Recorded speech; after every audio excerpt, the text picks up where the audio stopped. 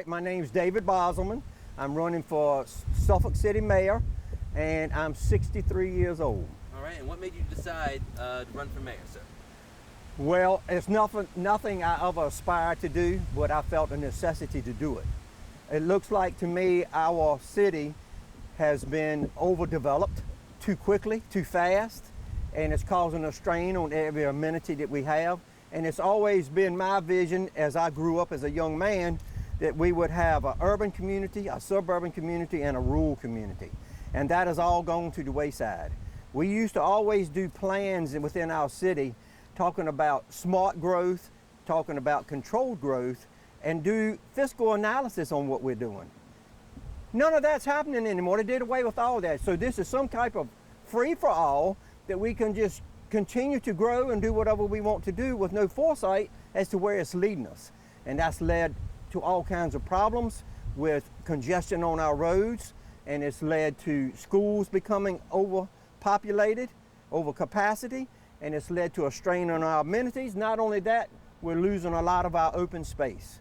Suffolk is losing almost 2% of its farmland that's actually being farmed every year. And so it's causing a huge strain on everything that people here want and desire. People here in Suffolk want a quality of life, and we're losing that and losing it quickly. So that is why I decided to run, along with, I had a lot of people from my church and my community ask me to run.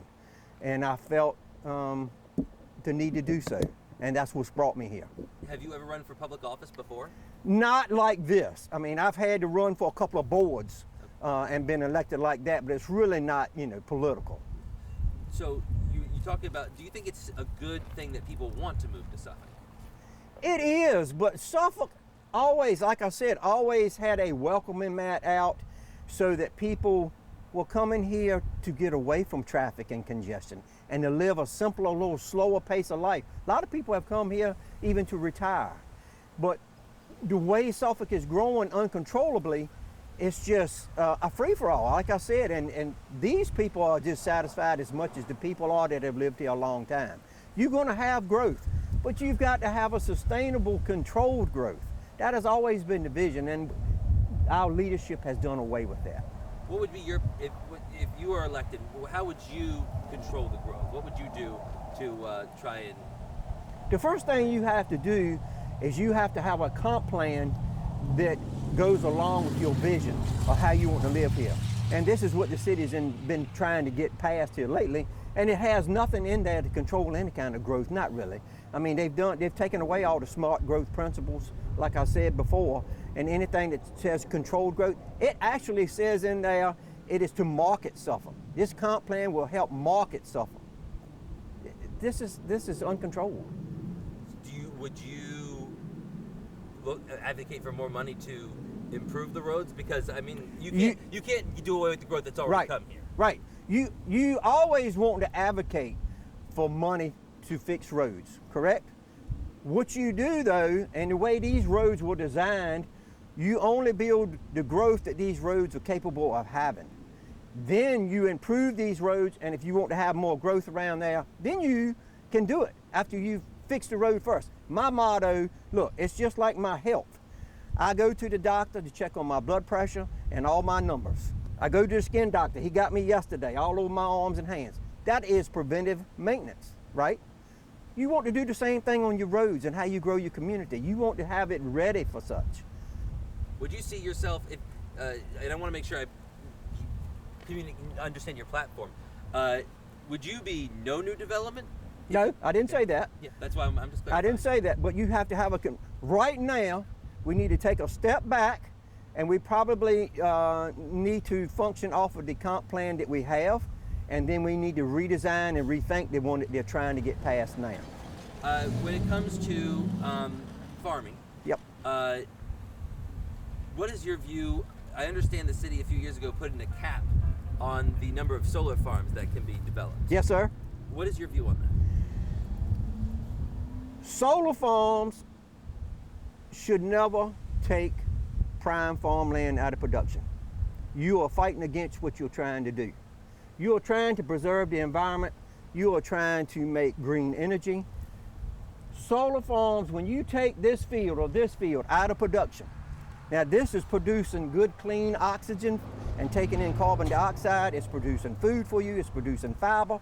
And you're gonna take it out of production, you're gonna put rocks, retainment ponds, you're gonna put galvanized poles out there, and solar panels that are producing heat. They retain heat, they put off heat, plus a lot of times those poles are gonna leave some zinc in the land also. So what are you doing? You're trying to save the environment or not? Put them on your house, put them on all these warehouses they want to build, put them on them. They can be designed to hold them. The roofs is not a problem. And you can also you won't put them in your yard, put them in there. But to put these on your prime farmland that's producing food and fiber in this country is insane. Now, so you know, critics would say, well, for some farmers, that's the only stable income they might have. They don't know what the weather is going to be. So are you, should this, it sounds like you're saying the farmers need to be saved from themselves if they choose to contract with somebody. Look, everybody has their own thoughts about land rights. I'm saying is, this country is losing 4 million acres of farmland every year.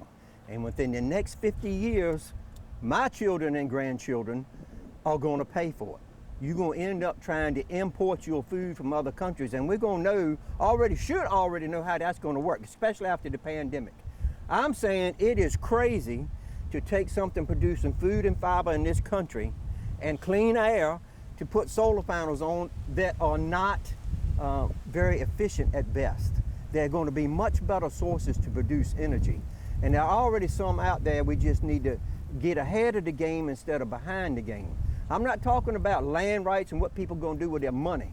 You know, there's always an opportunity for somebody to sell their land for whatever reason. I'm saying in this country that this is nuts.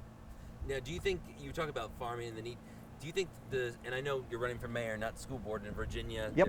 Yes. All you can do is approve the budget for the schools. Right, that's right. Do we need to be doing more agriculture education in schools? We've always been trying to do some of that. Farm Bureau here in Suffolk and even across the state and the nation has always tried to bring books and people go to read and talk about agriculture. And then there's some, I know ones are up here, they have some agricultural department where they've got the kids actually out there growing some things in greenhouses and things. And I think it's something we really need to do here in Suffolk. But yes, we need to be educating people on agriculture across the board. People are not associated with where their food comes from anymore. And I am a huge advocate for agriculture. This has been my life, and it always will be a part of my life. So we always have to advocate for agriculture, and it needs to start with children. Anything else you'd like to add? And I'm assuming, are you from Suffolk originally? Yes, sir. Been here my entire life. I'm a fourth generation to live here.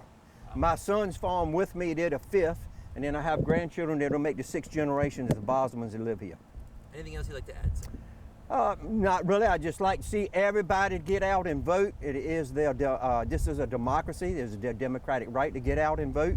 I encourage everybody to vote. You can't complain if you don't vote. But I would like to say this.